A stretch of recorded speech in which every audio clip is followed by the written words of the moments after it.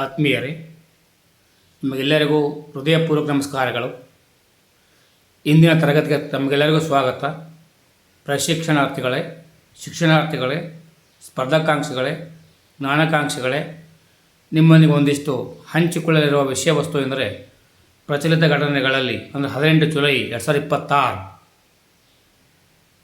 ಸ್ಪರ್ಧಾಯುಗದಲ್ಲಿ ಯಾವುದು, ಹೇಗೆ, ಎಲ್ಲಿ ಕೇಳ್ತಾ ಗೊತ್ತಿಲ್ಲ. ವೇರ್, ವಿಚ್, ವೆನ್, ವೈಲ್ ಅಂತ ನಾವೆಲ್ಲ ಅಭ್ಯಾಸ ಮಾಡಿರ್ತೇವೆ. ನೋಡುವ ಎಂದು ರಾಷ್ಟ್ರೀಯ ವಿಚಾರವಾಗಿ ಕೋಲ್ಕತ್ತಾದಲ್ಲಿ 31ನೇ ದಿವ್ಯ ಕಲಾ ಮೇಳ ಉದ್ಘಾಟನೆ. ಏನಿದು ದಿವ್ಯ ಕಲಾ ಮೇಳ, ಇದು ಯಾಕೆ ಸುದ್ದಿಯಲ್ಲಿದೆ ಎಂಬುದರ ಬಗ್ಗೆ ಸ್ವಲ್ಪ ಅರಿವು ನಮಗಿರಬೇಕಲ್ಲ. 31ನೇ ದಿವ್ಯ ಕಲಾ ಮೇಳವನ್ನು 2026 ಜುಲೈ 14ರಂದು ಕೋಲ್ಕತ್ತಾದ ರವೀಂದ್ರ ಸದನದಲ್ಲಿ ಉದ್ಘಾಟಿಸಲಾಯಿತು. 8 ದಿನಗಳ ಈ ಮೇಳ 2026 ಜುಲೈ 14ರಿಂದ ಜುಲೈ 22ರವರೆಗೆ ನಡೆಯಲಿದೆ.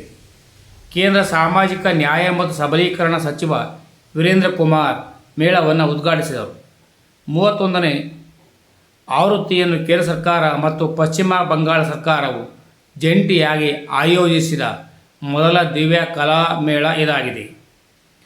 ದಿವ್ಯ ಕಲಾ ಮೇಳದ ಬಗ್ಗೆ ತಿಳ್ಕೋಬೇಕು ಅಂದರೆ, ದಿವ್ಯ ಕಲಾ ಮೇಳವು ದಿವ್ಯಾಂಗರು, ಪರ್ಸನಲ್ ವಿತ್ ಡಿಸೆಬಿಲಿಟೀಸ್ PWDS ತಯಾರಿಸಿದ ಉತ್ಪನ್ನಗಳನ್ನು ಉತ್ತೇಜಿಸುವ ರಾಷ್ಟ್ರೀಯ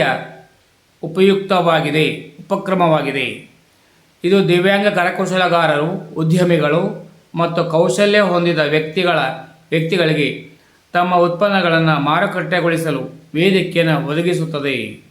ಈ ಉಪಕ್ರಮವು ಆರ್ಥಿಕ ಸ್ವಾವಲಂಬನೆ, ಸಾಮಾಜಿಕ ಒಳಗೊಳ್ಳುವಿಕೆ, ಘನತೆ, ಸ್ವಯಂ ಅವಲಂಬನೆಯನ್ನು ಬಲಪಡಿಸುವ ಉದ್ದೇಶ ಹೊಂದಿದೆ. ಈ ಉಪಕ್ರಮವನ್ನು ಡಿಸೆಂಬರ್ 22ರಲ್ಲಿ ಆರಂಭಿಸಲಾಯಿತು. ಹಿಂದಿನ ಅತಿಥಿಯ ನಗರಗಳು ಯಾವುವು ಅಂದರೆ, ಹಿಂದಿನ ದಿವ್ಯ ಕಲಾ ಮೇಳಗಳು ಈ ನಗರಗಳು ನಡೆದಿವೆ. ಒಂದು ಶ್ರೀನಗರ, ಕೊಚ್ಚಿ, ತಿರುವನಂತಪುರ, ಗುವಾಹತಿ, ಅಹಮದಾಬಾದ್, ಪಾಟ್ನಾ.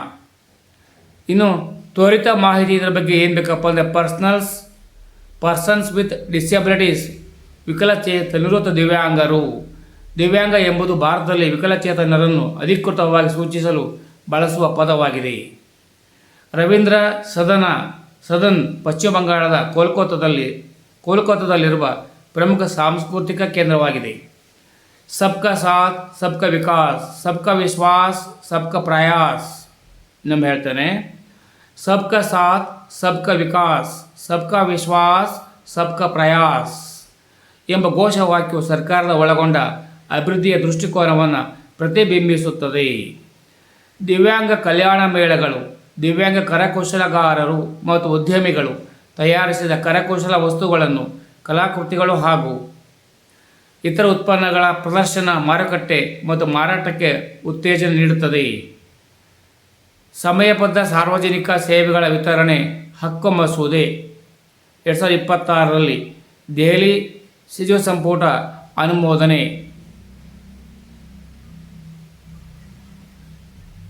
ಈ ದೆಹಲಿ ಸಚಿವ ಸಂಪುಟದ ಅನುಮೋದನೆ ಏಕೆ ಸುದ್ದಿಯಲ್ಲಿದೆ ಎಂಬುದನ್ನು ನೋಡೋದಾದರೆ, 2026 ಜುಲೈ 14ರಂದು ದೆಹಲಿ ಸಚಿವ ಸಂಪುಟವು ದೆಹಲಿ ಅಂದರೆ ನಾಗರಿಕ ಸಮಯಬದ್ಧ ಮತ್ತು ಸುಲಭ ಸಾರ್ವಜನಿಕ ಸೇವೆಗಳ ವಿತರಣೆ ಹಕ್ಕು ಮಸೂದೆ 2026ಕ್ಕೆ ಅನುಮೋದನೆ ನೀಡಿತು. ಈ ಮಸೂದೆಯು ಸಮಯಬದ್ಧ ಸಾರ್ವಜನಿಕ ಸೇವೆಗಳ ವಿತರಣೆಯನ್ನು ದೆಹಲಿಯ ನಾಗರಿಕರ ಕಾನೂನುಬದ್ಧ ಹಕ್ಕನ್ನಾಗಿ ಮಾಡುವ ಉದ್ದೇಶ ಹೊಂದಿದೆ.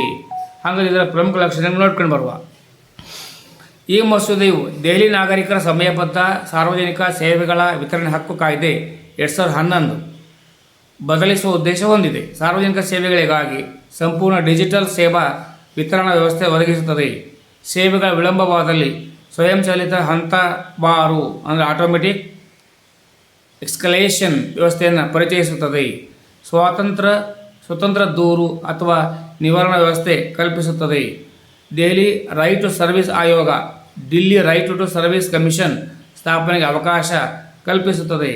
ಸೇವೆಗಳಲ್ಲಿ ವಿಳಂಬ ಹಾಗೂ ನಿಯಮ ಪಾಲಿಸದ ಅಧಿಕಾರಿಗಳ ವಿರುದ್ಧ ದಂಡ ವಿಧಿಸುವ ನಿಬಂಧನೆಗಳನ್ನು ಒಳಗೊಂಡಿದೆ.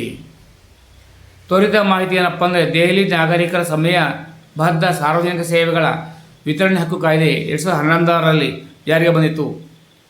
ಪ್ರಸ್ತಾವಿತ ಮಸೂದೆಯು ಪಾರದರ್ಶಕ, ಹೊಣೆಗಾರಿಕೆ ಹೊಂದಿದ ಮತ್ತು ನಾಗರಿಕ ಕೇಂದ್ರಿತ ಆಡಳಿತವನ್ನು ಸಮಯಬದ್ಧ ಸಾರ್ವಜನಿಕ ಸೇವೆಗಳ ಮೂಲಕ ಬಲಪಡಿಸುವ ಗುರಿ ಹೊಂದಿದೆ.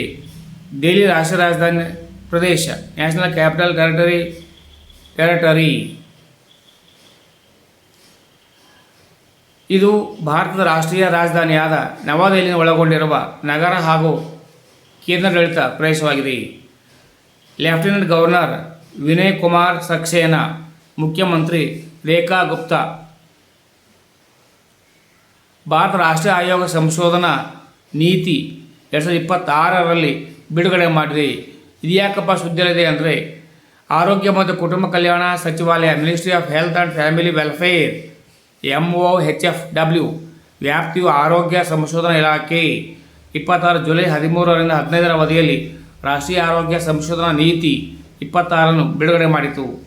ಇದು ಆರೋಗ್ಯ ಸಂಶೋಧನೆಗಾಗಿ ಭಾರತದ ಮೊದಲ ಸಮಗ್ರ ರಾಷ್ಟ್ರೀಯ ನೀತಿಯಾಗಿದೆ.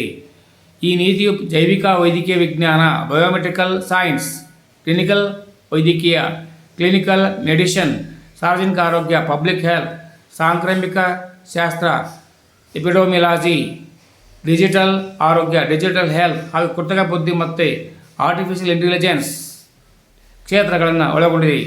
ಇದು ಭಾರತದ ರೋಗಭಾರ ಹಾಗೂ ಸಾರ್ವಜನಿಕ ಆರೋಗ್ಯ ಆದ್ಯತೆಗಳಿಗಾಗಿ ಅನುಗುಣವಾಗಿ ಆರೋಗ್ಯ ಸಂಶೋಧನೆಯನ್ನು ರೂಪಿಸುವ ಗುರಿ ಹೊಂದಿದೆ. ಆರೋಗ್ಯ ಸಂಶೋಧನೆಯನ್ನು ರಾಜ್ಯಗಳ ಆರೋಗ್ಯ ಕಾರ್ಯಕ್ರಮಗಳು ಹಾಗೂ ಸಾರ್ವಜನಿಕ ಆರೋಗ್ಯ ಸೇವಾ ವಿತರಣಾ ವ್ಯವಸ್ಥೆಯೊಂದಿಗೆ ಸಂಯೋಜಿಸಲು ಉದ್ದೇಶಿಸುತ್ತದೆ. ಆದ್ಯತೆ ಸಂಶೋಧನಾ ಕ್ಷೇತ್ರಗಳನ್ನು ಗುರುತಿಸಲು ರಾಷ್ಟ್ರೀಯ ಆರೋಗ್ಯ ಸಂಶೋಧನಾ ಕಾರ್ಯಸೂಚಿ ರೂಪಿಸಲು ಪ್ರಸ್ತಾಪಿಸಿದೆ. ಧನ್ಯವಾದಗಳು. ಸರ್ವರಿಗೂ ಶುಭವಾಗಲಿ. ಸರ್ವೇ ಜನೋ ಸುಖಿನೋ ಭವಂತು.